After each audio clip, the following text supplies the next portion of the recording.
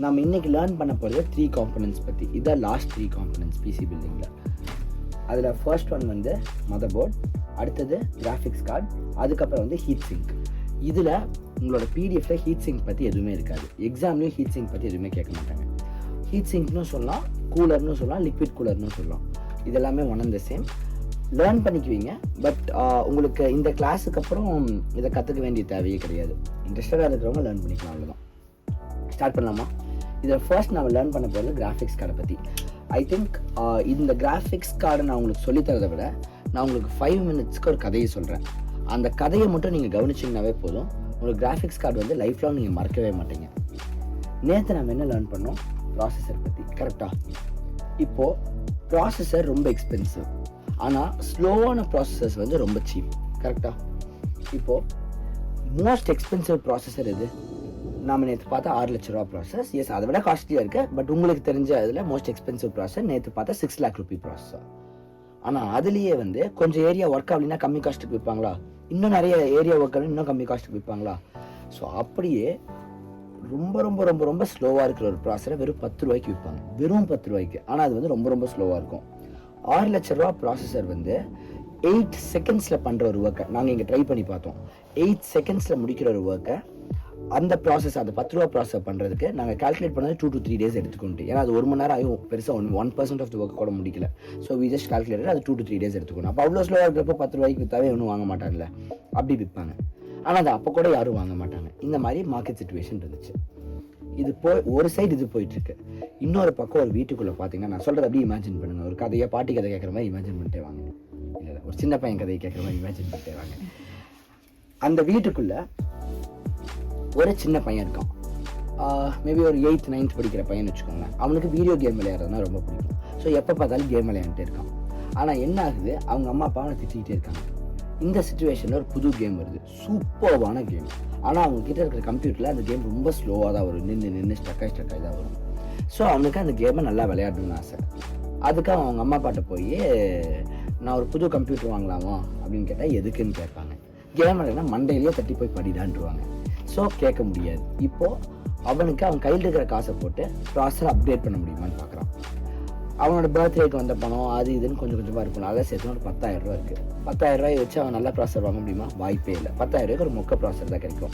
ஏன்னா நல்ல ப்ராசஸர் வேணும்னா உங்களுக்கு வந்து நீங்கள் கிட்டத்தட்ட லேக்ஸில் ஸ்பெண்ட் பண்ணணும். ஸோ லேக்ஸில் ஸ்பெண்ட் பண்ணுற அளவுக்கு அவங்ககிட்ட பணம் இல்லை. இந்த 2 ப்ராப்ளமை சால்வ் பண்ணுறதுக்கு நாமளாக இருந்தால் என்ன பண்ணுவோம்? 10,000 ரூபாய்க்கு கிடைச்ச ப்ராசஸரை வாங்கி போட்டு முடிஞ்ச வரைக்கும் கேமை விளையாடுவோம். கரெக்டாக? ஆனால் அவன் அப்படி பண்ணல. அவன் கம்ப்ளீட்டாக வேற ஒரு விஷயம் பண்ணுறான். என்னன்னா, 10 ரூபாய்க்கு ப்ராசஸர் விற்கிறது இல்லை, ரொம்ப முக்கியமான ப்ராசஸர். அந்த ப்ராசஸரை போய் வாங்குறான். ஒரு ப்ராசஸர் இல்லை, 10,000 ப்ராசஸரை வாங்கிடுறான். ஒரு ப்ராசஸர் 10 ரூபாய்னா 1000 ரூபாய்க்கு 1000 ப்ராசஸர் 10,000 ரூபா தானே வரும். இவன் தான் 10,000 ரூபா இருக்குல்ல. ஸோ 10,000 ப்ராசஸரை வாங்கிடலாம். பிகாஸ் இவனுக்கு கொஞ்சம் மேத் பிடிக்கும். மேத்தமெட்டிக்கலி கால்குலேட் பண்ணுறப்ப இவனுக்கு சில விஷயம் புரியுது.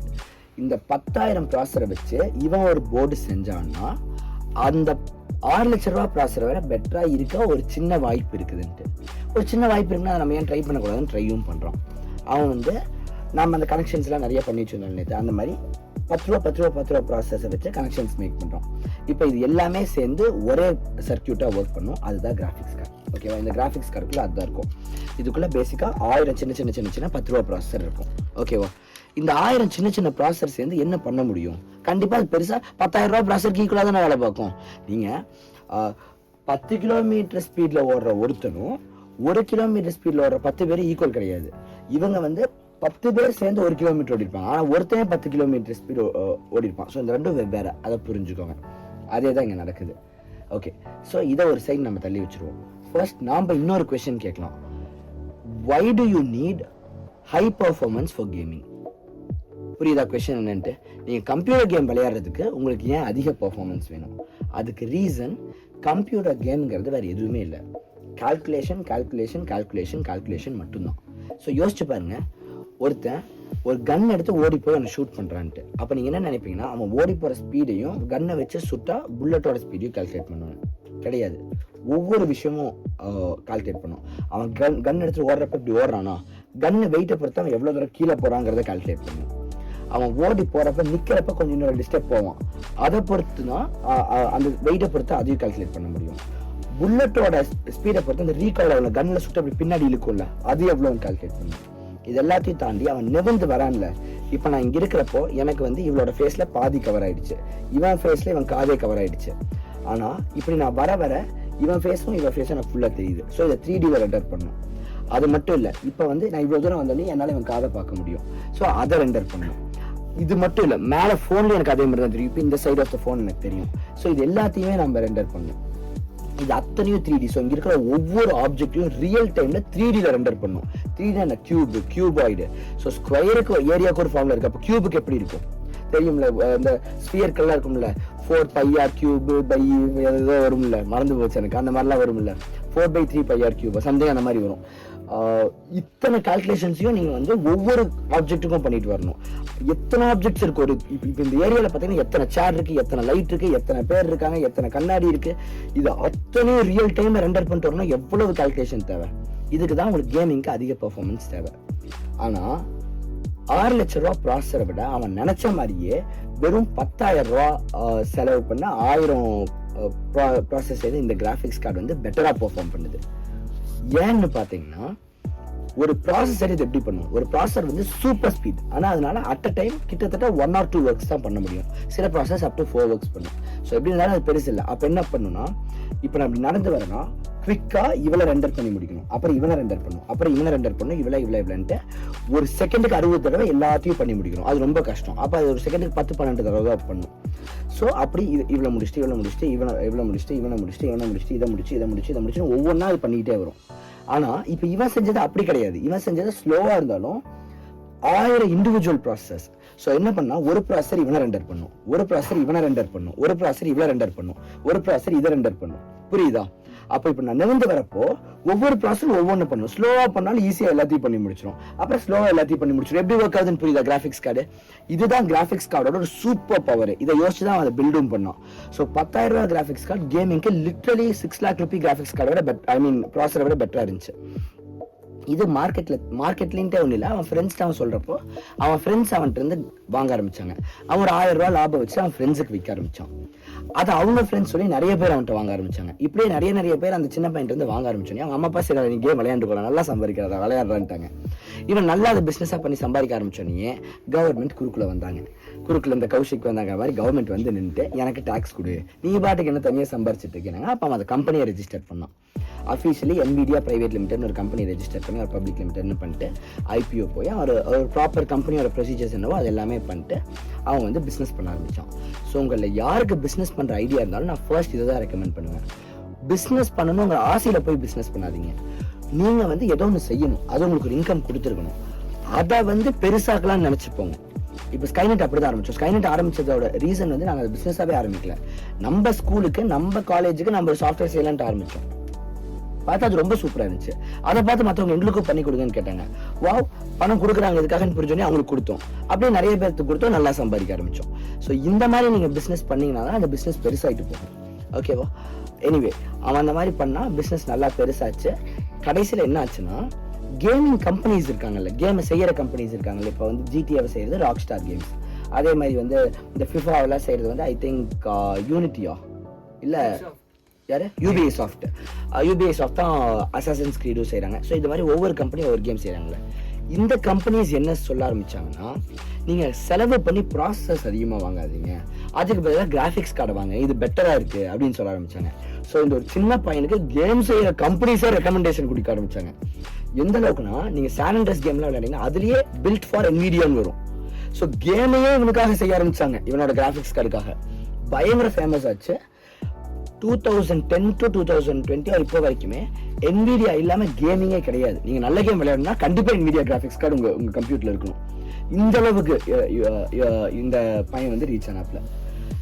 இதோட ஃபாலோ அப்பில் நெக்ஸ்ட் என்னாச்சுன்னா, இந்த கிராஃபிக்ஸ் கார்டு வேற சில விஷயத்துக்கும் நல்லா இருந்துச்சு. For example video editing. இப்போ இந்த வீடியோ வந்து இவங்க எடிட் பண்ண போகிறாங்களா, உங்களுக்கே தெரியும் ஒரு வீடியோங்கிறது நிறைய ஃபோட்டோஸ் தான். இந்த ஒவ்வொரு ஃபோட்டோவையும் வீடியோட ஃப்ரேம்னு சொல்லுவோம். ஸோ நான் அப்படி கையை தூக்கனா இப்படி ஒரு ஃபோட்டோ, இப்படி ஒரு ஃபோட்டோ, இப்படி ஒரு ஃபோட்டோ, இப்படி ஒரு ஃபோட்டோ இருக்கும். இந்த ஒவ்வொரு ஃபோட்டோ ஒவ்வொரு ஃப்ரேம். ஒரு செகண்டுக்கு 60 ஃப்ரேம் இருக்கும். 1 மினிட்டுக்கு அப்போ எத்தனை ஃப்ரேம்ஸ் இருக்கும்? நான் வந்து 1 ஹவருக்கு கிளாஸ் எடுத்தேன்னா அப்போ வந்து உங்களுக்கு வந்து 60 × 60 கிட்டத்தட்ட 3600 ஃப்ரேம்ஸ் இருக்கும். 3600 செகண்ட்ஸ் இருக்கும். ஒவ்வொரு செகண்டுக்கும் 60 ஃப்ரேம்ஸ். அப்போ எத்தனை லட்சம் ஃப்ரேம்ஸ் இருக்கும்? இத்தனை லட்சம் ஃப்ரேம்ஸையும் இந்த ப்ராசஸர் எப்படி எடிட் பண்ணி முடிக்கும்? ஃபர்ஸ்ட்டு முதல் ஃப்ரேமை முடிக்கும், அப்புறம் செகண்ட் ஃப்ரேம், அப்புறம் தேர்ட் ஃப்ரேம், அப்புறம் ஃபோர்த் ஃப்ரேம், அப்புறம் ஃபிஃப்த் ஃப்ரேம். ஆனால் கிராஃபிக்ஸ் கார்டு எப்படி பண்ணுன்னா அதில் 1000 ப்ராசஸர் இருக்கு. ஸோ முதல் ப்ராசஸர் முதல் ஃப்ரேம் பண்ணும், ரெண்டாவது ப்ராசஸர் ரெண்டாவது ஃப்ரேம் பண்ணும், மூணாவது ப்ராசஸர் மூணாவது ஃப்ரேம் பண்ணும். ஸோ ஒரே டைம்ல எல்லாத்தையும் முடிச்சிடும். செம்ம சூப்பராக இருக்குல்ல? ஸோ வீடியோ எடிட்டிங்க்கு ரொம்ப சூப்பராக இருந்துச்சு. வீடியோ எடிட்டிங் பண்ணுறவங்க அத்தனை பேரும் கிராஃபிக்ஸ் கார்டை ப்ரிஃபர் பண்ண ஆரம்பிச்சாங்க. இதெல்லாம் போயிட்டு இருக்கிறப்போ அன்எக்ஸ்பெக்டடாக ஒன்று நடந்துச்சு. OpenAIங்கிற ஒரு கம்பெனி NVIDIAக்கு 10,000 கிராஃபிக்ஸ் கார்டு எங்களுக்கு வேணும்னு ஒரு ஆர்டர் பிளேஸ் பண்ணுறாங்க. அவனும் 10,000 கிராஃபிக்ஸ் கார்டை கொண்டு போய் டெலிவர் பண்ணுறான். 10,000 கிராஃபிக்ஸ் கார்டையை வச்சு அவங்க ஒரு ப்ராடக்ட்டை பில்டு பண்ணுறாங்க. அந்த ப்ராடக்ட் பேர் தான் ChatGPT. ChatGPT ரிலீஸ் பண்ணோடனே அவங்க என்ன சொல்கிறாங்கன்னா, இந்த ChatGPTயை நாங்கள் NVIDIA கிராஃபிக்ஸ் கார்டு வச்சு தான் செஞ்சோன்ட்டு. இந்த சின்ன பையனோட பேரும் புகழும் எங்கேயோ போகுது. அதுக்குள்ள அந்த சின்ன பையன் வளர்ந்துட்டான். இதெல்லாம் நடந்து 30-40 வருஷத்துல. இப்போ ஒரு வயசு ஆயிடுச்சு. ஜென்சன் சாங் பாருங்க, வெள்ள முடியோட ஒருத்தர் வருவார். ஆனால் அவரோட பேரும் புகழும் எங்கேயோ போகுது. கம்பெனியோட வேல்யூ ஸ்கை ராக்கெட் ஆகுது. 2020 வெறும் 10,000 ரூபாய்க்கு நீங்கள் NVIDIA ஷேர் வாங்கியிருந்தீங்கன்னா இன்னைக்கு அதோட வேல்யூ பல கோடி. எங்கேயோ ஏறுது. எந்த அளவுக்கு ஏறுதுன்னா ஆப்பிளை விட பெரிய கம்பெனி ஆயிருது.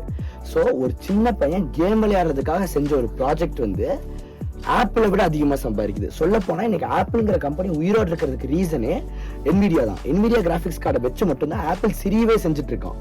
ஆப்பிள் சிரி ஒர்க் ஆகிறதுக்கு காரணம் NVIDIA கிராஃபிக்ஸ் கார்டு தான். புரியுது உங்களுக்கு இது எவ்வளோ பெரிய ஒரு விஷயம்னு? அந்த லாஸ் வேகஸ்ல ஸ்பியர் பார்த்துருக்கீங்களா? அந்த ஒரு பெரிய ஸ்பியர் இருக்குல்ல, அந்த ஸ்மைலி மாதிரி எல்லாம் சுத்திட்டு இருக்குல்ல, கலர் கலராக லைட் எரியும்ல, அந்த ஸ்பியர் வந்து ஃபுல்லா NVIDIA கிராஃபிக்ஸ் கார்டு தான்.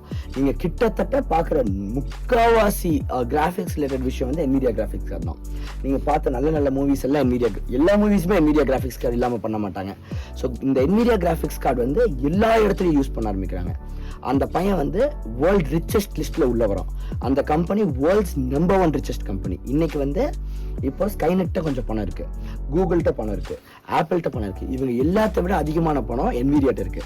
அந்த NVIDIA உருவாக்குன அந்த பையன் வந்து ஒரு கேம் விளையாண்டு இருந்த ஒரு சின்ன பையன். அவன் கேம் விளையாடுறதுக்காக ஆரம்பிச்ச ஒரு ஸ்டார்ட் அப் தான். கிராஃபிக்ஸ் கார்டு என்னன்னு புரிஞ்சிருச்சு.